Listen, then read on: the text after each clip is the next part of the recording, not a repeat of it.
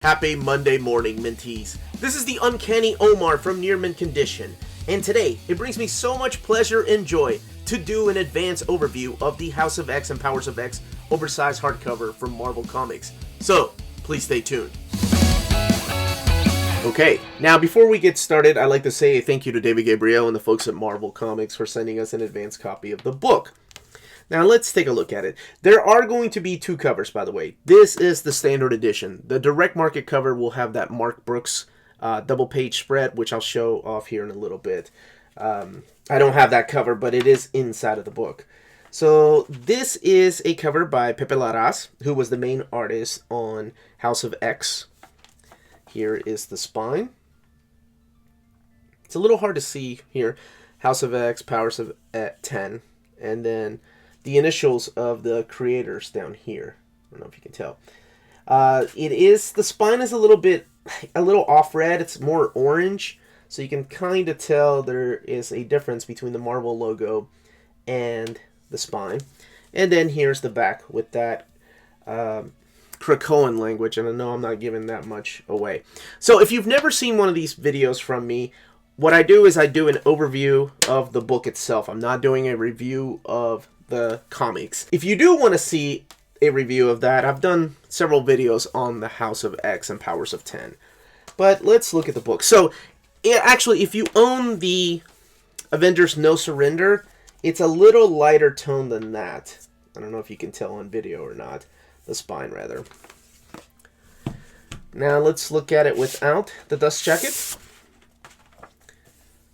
So, you get the creators up here. House of X on one side, the spine again, very similar to the spine with the dust jacket, and then Powers of 10 on the back side. It's a very simple design, but now let's look inside the book. Let's get this opened. Okay, so again, the logo, House of X, Powers of 10. I know it's X, but believe me, it's 10. And then, of course, the people behind the book, but let's give credit where credit is due. All these wonderful folks that put this collected edition together. Jennifer Grunwald, Caitlin O'Connell, Kateri Woody, Mark Beasley, and Jeff Youngquist. So I'm not going to flip too much through the book.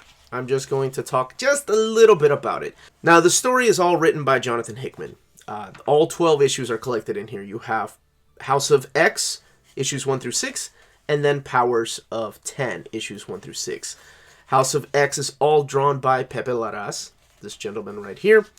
And Powers of X is drawn by R.B. Silva. They have a very similar style. It is very reminiscent of like Stuart Eminem, especially Pepe Larraz, honestly. Now, all the art is brought together in a nice little package by the colors, and that is Marte Gracia. He does the art on both series, and he's joined by a couple of others from here and there for a few pages. But let's see. It's going to be a little difficult to talk about this without spoiling much, but like I said, if you want to see spoilers, click the link up above. That's where I talked about the events of House and Powers of X in detail. So, a quick synopsis of this is a brand new age for the X-Men. This kicks off everything. You don't need to read anything before this book. As a matter of fact, I mean, other than the fact that you know who Magneto is, who the main players are, like Cyclops and Wolverine and Professor X, that's all you really need to know. And other than and who Moira McTaggart is, because there are a lot of things that are going to change here. There's a little bit of retcon, but it's done so wonderful. Like I said, this is difficult to talk about without getting into spoilers. Within these pages, you get all of the script in here. These were included in the original comic book, where Jonathan Hickman breaks down exactly, for example, what an Omega level mutant is and who the Omega level mutants are, and that's all in canon now. Now let me flip a little more through here to show some of this R.B. Silva artwork. Now, whether it's different timelines, whether it's different dimensions, whether this is all taking place in the same universe, that is up to you to find out. But there are a handful of new characters that are introduced, such as fan favorites Cardinal and Rasputin, this young lady right here, who's a badass with that sword. And this is Cardinal, the Nightcrawler looking character in red. Each of the chapters are broken up by a kind of a glimpse of what the cover looked like. And then right here is the chapter break. And then a quote, of course. So if you're wondering, much like all of Jonathan Hickman's Marvel works, or pretty much anything that he's ever done in collected editions, he keeps the covers all the way to the end.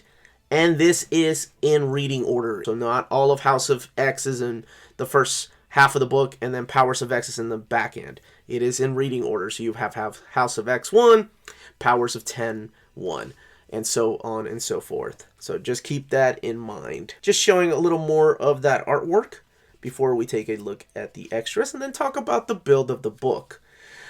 By the way, the book is scheduled to come out on December 11th and is retailed at $60 with 488 pages.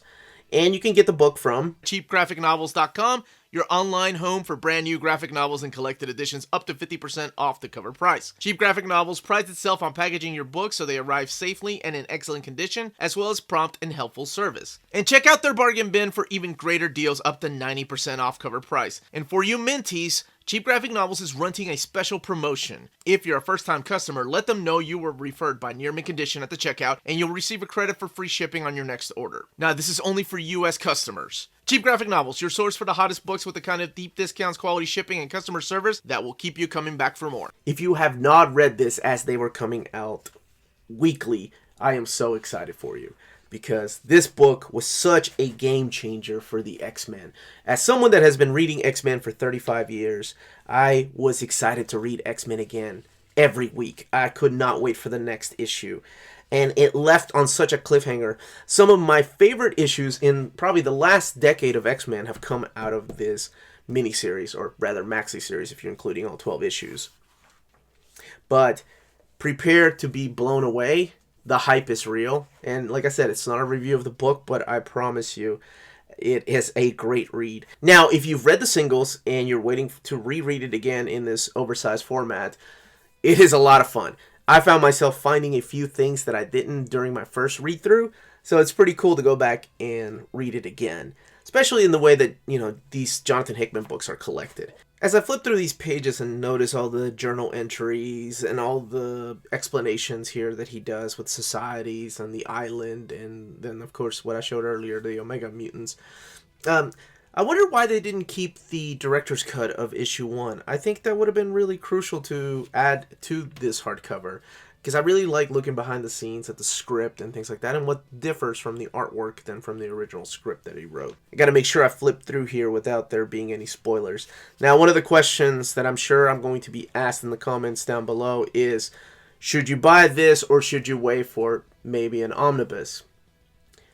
I really have no idea how this would be collected in an omnibus format, because you have the Dawn of X trade paperbacks coming out, which collect like the first wave of X-Men, Excalibur, Fallen Angels, Marauders, and X-Force. That first wave is all collected in trade paperbacks, but I have no idea how you would even read them. Oh, and New Mutants as well. I don't even know how you would collect them in here in an oversized omnibus, or how many there would be. So I think much like Secret Wars, this is going to be a standalone oversized hardcover. I don't see it being collected in an omnibus, and if it will be, it won't be for years later. I mean, look at, and I use Secret Wars as an example because Secret Wars, everybody thought we were going to get collected inside of the Hickvengers Volume 2, and it did not. So let's look at the extras in the back and see what is collected back here, and why the price point went from $50 to $60. Alright, so I can't show the opposite page of this because on the other side is the ending to the series. So we're going to kick it off with this. This has all the House of X covers. And then we move on to the Powers of 10 covers. All 6 covers of Powers of 10 and all 6 covers of Powers of X. Now, we get the variant covers collected like this. By the way, these are the virgin covers without the logos or the prices. And this is the way that the variant covers are collected. As a matter of fact, all the variants are collected. The only ones that I saw missing were like the classic covers. With like the Jack Kirby or Dave Cockrum covers that were with the first issue. And I think that's probably because all they were just old pieces of artwork that were recolored. But you get all the variants in these pages. And I think this is what drove the price to go up, because the page count went up, and as you can see, every single one of the variants are collected in here. And with the page count going up, then the price went up as well. This is the cover I was talking about right here. This will be the cover to the direct market OHC. And yeah, these are the connecting variants. One of the things in here is the sketchbook. Now let's talk a little bit about the book and the build of the book.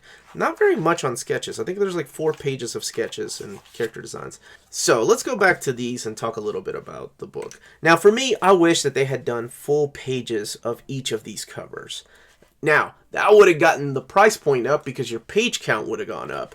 So it's one of those things. Do I want to pay $60 for a book, or do I want to pay retail $75 for a book just because of some variants? Keeping it this small in these sizes, I think, drove the price back down to $60 instead of $75. Another thing, I know people that have read the books were probably going to ask me, are the charts that are in here, and I don't want to say what kind of charts they are because it might give something away, are they fold-out pages? And no, they're not. They are collected just like the way they were in the comic book, where you have one chart here, and it keeps going on to this page, and then it goes on to the next page. So keep that in mind too. Now let's look at the binding, because I found this very interesting. So the binding for this book is glued binding. So let me do a little comparison if you don't know the difference. This is the Venom OHC, and as you can see, this is sewn binding. So you got that little eye where the pages come off the ribbon like this, and they're curved and easier to read. So there's no gutter loss. Now with glued binding, it's just straight and flat. There is no eye, so it doesn't have that big of a curve. So a lot of people expect a lot of gutter loss. Now, having reread this weekend, I will say I noticed really no gutter loss at all. And that could be because of the way that the art is done, where it doesn't have any of those big splash 2-page pages. It mainly has lots of panels from page to page. I remember maybe there were a couple of parts where, let me see, I had to hold the page down like this to kind of read what's in here. But as you can tell, as I do that, the pages are broken apart by this white border. So that's what most of the book looks like. Like 99% of the book is like that. So the gutter loss, if any, is very minimal. Make sure I don't flip through pages. So something like this, see what I mean? And by now we're halfway through the book. Like I said, I don't think it's that big of a deal. But it is something that I needed to point out. Like when you're reading the books, as some people like to call it, I think it's completely fine. It's very seldom, like I said, that it affected me having to push down the book to be like, okay, what is that word bubble here? And other than the variants that I wanted in full-blown pages, I mean, there's very little to complain about this book. The book is wonderful. It reads amazing. Like I said, I just reread it this weekend, and I enjoyed every bit of it again. As a matter of fact, I got so much more out of it. And I hope that those that have not read it really enjoy it. And that was the contents of the book. Please let me know in the comments down below if you're picking this up, if you've already got it pre-ordered, if you haven't read it, or if you've read it and you can't wait to reread it again in collected edition. Again, this is the beginning of a brand new age for the X-Men, so this is a very exciting time. And I'm excited for those of you that haven't read it. Please don't forget to hit that like, subscribe button, check out our sponsor, cheapgraphicnovels.com, and remember, if it's classy and cool, it must be near mint.